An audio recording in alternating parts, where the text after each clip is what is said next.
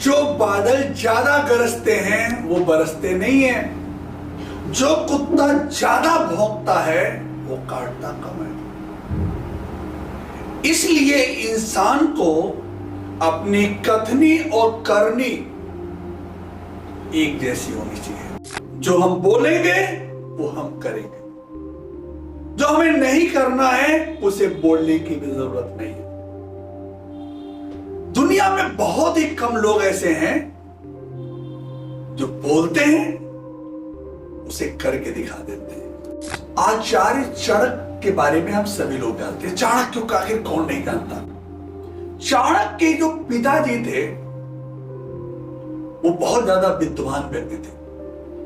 अपने देश के राजा मतलब नंद वंश के राजा से वो खुश नहीं थे, तो हमेशा अपने प्रवचन में, अपनी बातचीत में राजा के खिलाफ बोलते थे।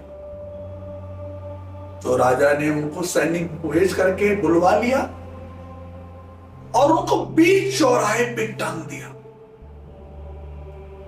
चाणक्य उस समय एक छोटा बच्चा था। चाणक्य अपनी आंखों के सामने अपने पिता को फांसी पे लटके हुए देखा। उस छोटे से बच्चे के अंदर एक आग लगी कि इस नंद वंश के राजा से हमें बदला लेना है।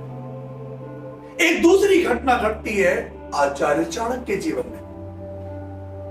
आप सबको पता हो कि राज्यसभा में, नंद वंश की सभा में चाणक्य का अपमान किया जाता है। चाणक्य ने अपनी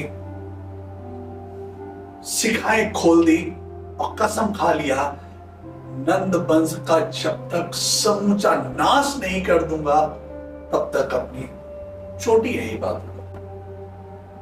अपनी कथनी और करनी को एक जैसी रख दी।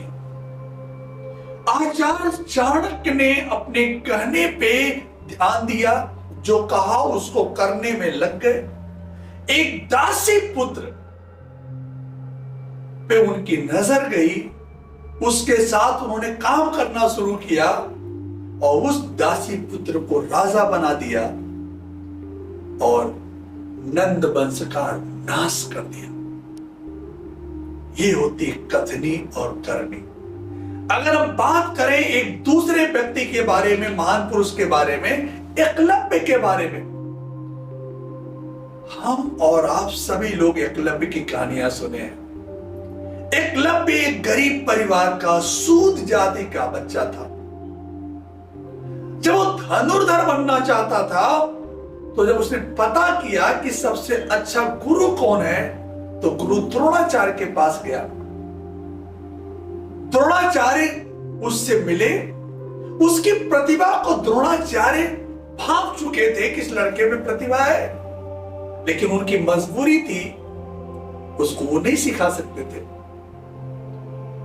उस लड़के ने बोला, कहा कि मैं दुनिया का सबसे बेस्ट धनुर्धर बनूंगा और द्रोण की प्रतिभा को गुरु मान लिया। उनकी प्रतिभा को सामने रख करके उसने धनुर्विद्या सीखना शुरू किया।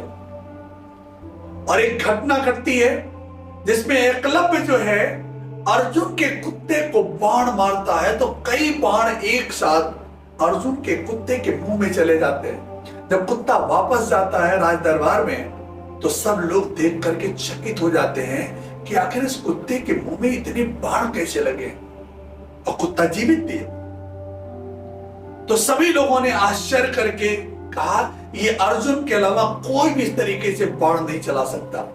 और जब अर्जुन से पूछा गया तो अर्जुन ने कहा, नहीं, हम अपने कुत्ते को बाण क्यों मारेंगे। तो जब पता लगाया गया वो बाण एकलव्य ने मारे थे। सबकी नजर एकलव्य पे गई। आचार्य द्रोण ने कहा कि तुमने इतनी अच्छी धनुर्धर विद्या कहां से सीखी। तो उसने कहा, गुरुजी आप ही से तो सीखी।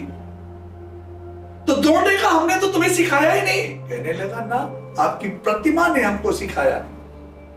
हम सभी लोगों को पता है धोखे से उसके अंगूठे को छीन लिया गया, नहीं तो एकलव्य आज एक बहुत बड़ा धनुर्धर होते। तो कहने का मतलब कथनी और करनी एक होनी चाहिए, एक होनी चाहिए।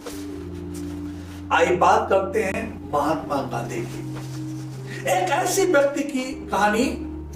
अभी G20 हुआ था, 20 देशों के लोग भारत आए थे, पूरे विश्व के सबसे ताकतवर देश के राष्ट्राध्यक्ष भारत आए थे और गांधी जी की प्रतिमा को शहीद स्थली पे नंगे पांव जाकर के वहां उनको प्रणाम किए। एक ऐसा व्यक्ति जिसने जो बोल दिया वो करके दिखा दिया। गांधी जी ने कहा था, अंग्रेजों तुमने हमको ट्रेन से फेंका है, मैं तुम्हें अपने देश से फेंक दूंगा। जो कहा कर दिखाया, कर दिखाया। आइए बात करते हैं अरुणिमा सिन्हा के बारे में। हम सभी लोग इनकी कहानी जानते हैं। एक ऐसी लड़की जो एथलीट थी, खेल कूद में इंटरेस्ट रखती थी, एक खिलाड़ी थी। एक दुर्घटना उसके साथ घटती है। ट्रेन में कुछ बदमाश लोगों ने उसको ट्रेन चलती हुई ट्रेन से फेंक दिया। उसका एक पैर कट गया। रात भर वो पटरी के पास पड़ी रही। सुबह रात भर खाए उसको मच्छर, तमाम चीजों ने पूरी रात बिलखती रही। सुबह होने पे कुछ लोग उसको अस्पताल लेके जाते हैं, उसका इलाज होता है, लेकिन एक पैर नहीं बचता। जब उसकी मां पूछती है, अरुणिमा अब तुम कैसे खेलोगी? उसने कहा, मैं विश्व चैंपियन बनूंगी, मैं पूरे विश्व को दिखा दूंगी, करके दिखाऊंगी मैं मां।